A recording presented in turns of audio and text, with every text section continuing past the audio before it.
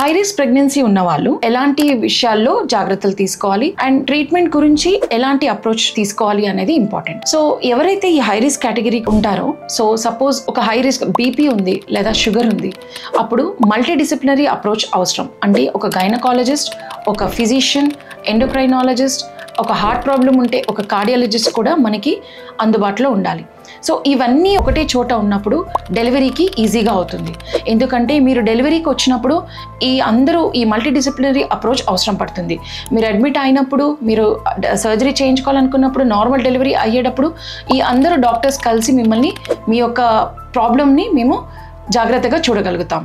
High risk pregnancy ఉన్న వాళ్ళు రెగ్యులర్గా స్కాన్స్ చేయించుకోవాలి, డాప్లర్ స్టడీస్ చేయించుకోవాలి, బయోఫిజికల్ ప్రొఫైల్స్ చేయించుకోవాలి, NT scans and interval growth scans అనేవి చాలా ఇంపార్టెంట్.